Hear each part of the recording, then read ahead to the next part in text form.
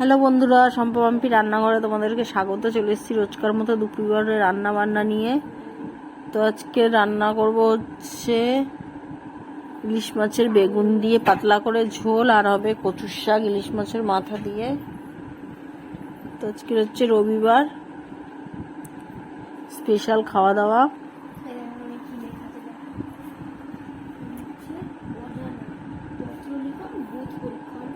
তো প্রথমেই আমি ইলিশ মাছটা ভেজে নিচ্ছি।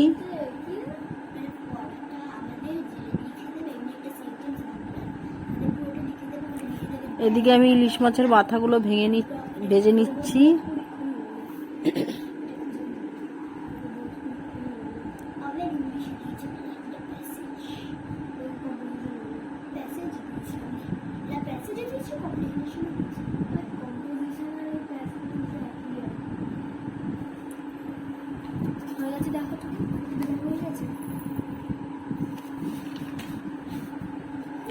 ইলিশ মাছের মাথাগুলো নুন হলুদ দিয়ে কাঁচা লঙ্কা দিয়ে ভেজে নিচ্ছি। আর এদিকে আমি কচুর শাকটা সেদ্ধ করে নিয়েছিলাম, সেদ্ধ করে রাখা কচুর শাকটা আমি দিয়ে দিচ্ছি।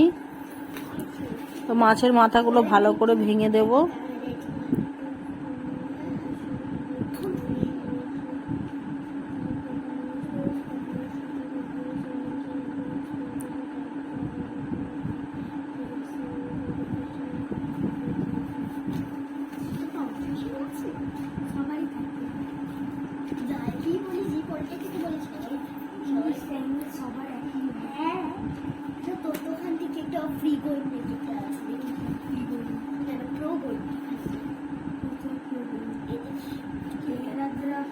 এদিকে আমি ইলিশ মাছগুলো হালকা করে ভেজে নিয়েছি। ইলিশ মাছ বেশি ভাজা যায় না, তো ওই জন্যই হালকা করে ভেজে নিয়েছি। আর এদিকে বেগুনগুলো আমি ভেজে নিচ্ছি। কাঁচা লঙ্কা দিয়ে দিলাম, কাঁচা লঙ্কাটাও আমি একটু নেড়ে নেবো বেগুনের সাথে।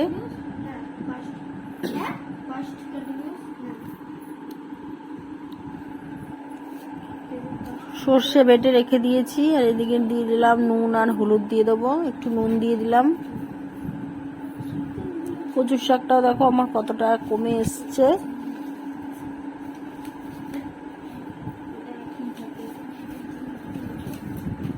তো এই বর্ষাকালের টাইমে ইলিশ মাছটা খেতে খুব ভালো লাগে।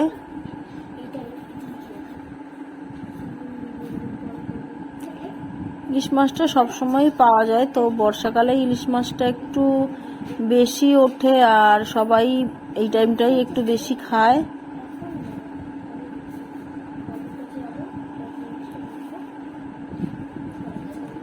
তো দেখো বেগুন দিয়ে আমার ইলিশ মাছের পাতলা ঝোলটা দেখতে কত সুন্দর হয়েছে। এদিকে আমি উপর থেকে একটু সর্ষের তেল দিয়ে দিচ্ছি, কাঁচা সর্ষের তেল। তো তোমরাও যারা যারা এমনি করে ইলিশ মাছের ঝোল রান্না করো, তারা কমেন্ট করে অবশ্যই জানাবে খেতে কেমন লাগে।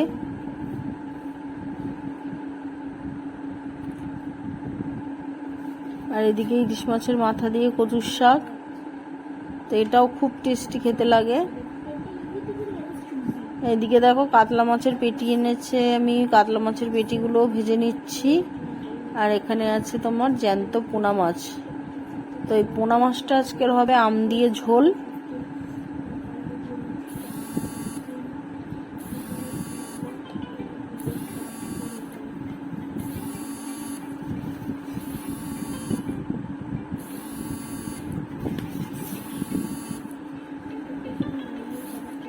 মাছের একটু ডিম আছে, ডিমটাও ভেজে নেব।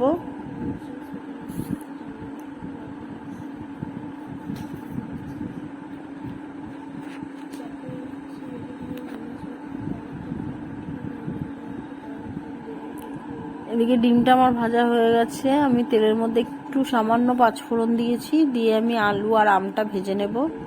একটু নেড়ে চেড়ে নেবো, হালকা করে নেড়ে নিয়ে নুন হলুদ দেবো, একটু আদা বাটা দেবো, অল্প জিরে গুঁড়ো দেবো, দিয়ে আর আমি জল দিয়ে দেবো।